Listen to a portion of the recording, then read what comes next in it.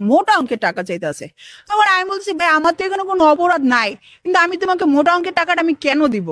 অপু বিশ্বাস একজন ডালিউড কুইন অপু বিশ্বাস, আম, তাকে নিয়ে আপনি ফি টাকাটা নাকি বলছেন, সে তো একটু মানহানি হয়েছে।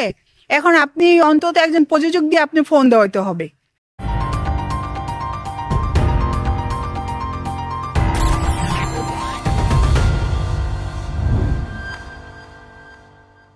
নাই, অপু বিশ্বাস অফিসিয়াল 100, আব্রাহাম খান জয়, দুইটা ইমেল আমার এখানে শো করার পর আমি দুইটা ইমেল আমি তাদের সাথে যোগাযোগ করি। তাদের সাথে যোগাযোগ করলে আমাকে তার একটা ফোন নাম্বার দেয়। সেই ফোন নাম্বারে লেখা আছে জাহিদুল ইসলাম আপন, channel admin, Apu Biswas channel admin. তো আমি তখন ওই ছেলেটার ফোন দেই যে ভাইয়া কি ব্যাপার, আমার চ্যানেলটা কি হয়েছে, আপনাদের দুইটা ইমেল শো করতেছে, আমি তো আমার চ্যানেল দেখতে পাচ্ছি না। তো তখন ওরা বললো, মানে ও আমাকে দেখে নাম বলার পরে চিনছে, ও ম্যাডাম আসলে এটা ভুলে মারা হয়েছে, আমি তো একসাথে অনেকগুলো চ্যানেল স্ট্যাক মারছি, আপনার চ্যানেলটা আমার ভুলে ভুলে চলে গেছে। তো আমি বলছি ঠিক আছে, আপনি ভুলে গেলে এখন আপনি এটা ক্লিয়ার করে দেন। আমি কিন্তু 2 বছর আগে আমি কিন্তু সেম কথা বলছি আপনাদেরকে, আপনারা কিন্তু মিলাই দিয়ে নিয়েন, কিন্তু যারা সাংবাদিক ভাইরা আছেন আপনারা দেখবেন আমার কথা মানে কোথায় কোনো কিছু গরমিল আছে কিনা। এরপরে যখন আমি ফোন দিলাম, ও ওই কথা বলে পরে আবার বললো ঠিক আছে, বললে আবার আমাকে ফোন দিয়ে বললো ম্যাডাম চ্যানেলের মালিক যেহেতু অপু বিশ্বাস, এই চ্যানেলের সাথে আপনার অপু বিশ্বাসের সাথে কথা বলতে হবে, আমি কিন্তু তার পারমিশন ছাড়া দিতে পারবো না। আমি বললাম ভাই আপনি দিয়ে দিলে তো হয়, প্রয়োজনে আমি আপনার কিছু গিফট দিব। আমি এই কথাটা তাকে বলছি, কারণ যারা কাজবাজ করে আমরা তো স্বাভাবিক তাদেরকে আমরা কিছু দেই। তাই আমি বললাম ভাইয়া এটা তুমি ক্লিয়ার করে দাও, আমার এত দূর আবার যেতে হবে কথা বলার জন্য। বলে আপু দেখেন উনি যেহেতু মালিক, ওনার সাথে আপনার কথা বলতেই হবে। আচ্ছা, পরে বেসলাম তখনই কিন্তু উনি আমাকে বলল যে হিরো আলমের কথা তখনই বললো যে হিরো আলমের চ্যানেলটা আপু এরকমের হয়েছে, হিরো আলমের ম্যাডামকে ফোন দিছে, তারপর কিন্তু আমার ম্যাডাম বলছে আমি চ্যানেলটা ব্যাক দিয়ে দিছি। তখনই সে আমাকে উল্লেখ করে কথাটা বলছে।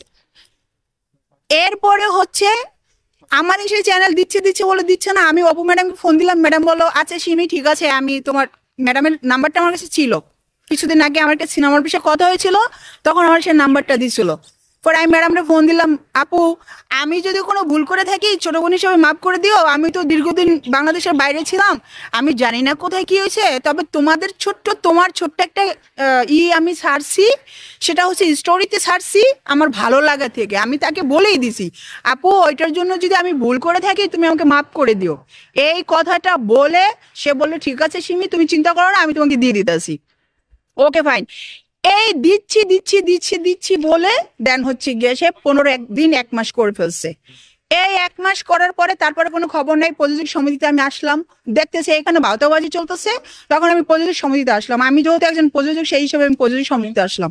প্রযোজক সমিতিতে এসে আমি খোরশ ভাইকে বিচার দিলাম। বিচার দেওয়ার পরে অপু বলছে আচ্ছা দাদা ঠিক আছে আমরা চ্যানেল দিয়ে দিতে আসি।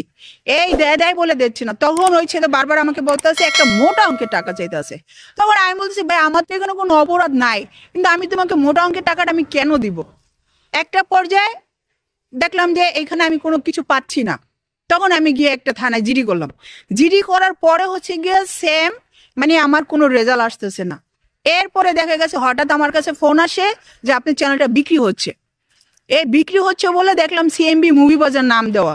তখন আমি সিএমবিতে ফোন দিলাম, খরশু ভাই ফোন দিল, খরশু ভাইকে আমি নিজের সামনে থেকে ফোন দেওয়াইছি, তাদের পক্ষ থেকে একটা জিডি করানো হয়েছে। করানোর পরে এরপরে আর কোনো খবর বার্তা নেই। তো যখন নাকি আমি লালবাগ থানায় একটা দরখাস্ত দিলাম, তখন হচ্ছে গিয়া অপুর ছেলেটা আমারে ফোন দিয়া শর্ত দিল। কি শর্ত দিল? যে অপু বিশ্বাস একজন ডালিউড কুইন অপু বিশ্বাস, তাকে নিয়ে আপনি ফি টাকাটা নাকি বলছেন, সে তো একটু মানহানি হয়েছে, এখন আপনি অন্তত একজন প্রযোজক দিয়ে আপনি ফোন দেওয়াইতে হবে। আমি বললাম ও আচ্ছা ঠিক আছে, তো প্রযোজক কারে দিয়ে ফোন দেওয়াবো? বলছে যে কোনো একজন প্রযোজক দিয়ে ফোন দেওয়াইলেই হবে। তখন আমি এবার খরশু ভাইকে বললাম যে ভাই যেহেতু আপনার কাছে আমি প্রথমে আসছিলাম, তো ওরা আমার শর্ত দিছে যদি একজন প্রযোজক ফোন দেয় তাহলে তারা আমাকে চ্যানেলটা ব্যাক দিবে। তো খরশু ভাই বললো আচ্ছা ঠিক আছে, যদি একজন প্রযোজক ফোন দিলে যদি ব্যাক দেয় সমস্যা কি, আমি এখন ফোন দিতেছি, তুই চিন্তা করিস না, আমি এখন ফোন দিই। পরে ভাই ফোন দিল, ফোন দিছে পরে অপু বললো যে আচ্ছা ঠিক আছে আমি এখনই দিয়ে দিতেছি। এই কথা বললো, বলার পরে শেষ। এই বললো দিচ্ছে, এই বলে শেষ। এরপরে আমি আর অনুষ্ঠানে গেলাম, হিরো আলম আমাকে ফোন দিল যে এমন এমন অপু আর জাহিদ আমার কাছে আসছে, তুমি আমাকে তুমি আমার সাথে দেখা করো, হ্যাঁ তুমি আমার সাথে দেখা করো। পরে আমি সে কেন ফোনে বলেন, কয় না ফোনে বলা যাবে না। তাই আমি ওরা তো আমার বললো একজন প্রযোজক দিয়ে ফোন দেওয়ালি হয়ে যাবে, আবার আবার আপনার কাছে কেন? তো বললো ঠিক আছে সমস্যা নেই, তুমি আসো, আমি তোমাকে সরাসরি বলবো। পরে সে ফোনে আমাকে বলবে না, সরাসরি বলবে। এই সরাসরি কথা বলে আমি তার কাছে গেলাম।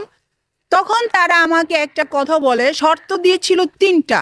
1 নম্বর হলো ওই যে প্রযোজক দিয়ে ফোন দেওয়ানো, 2 নম্বর হচ্ছে তাদের টাকা খরচ গেছে, আর 3 নম্বর হচ্ছে আমার অনলাইনে এসে সরি বলতে হবে। এই 3টা শর্ত তারা আমাকে দিছে। এখন এই শর্ত দেওয়ার পরে আমি তো মানতেছি না, আমার পক্ষে যেটা সম্ভব আমি ওটা করছি।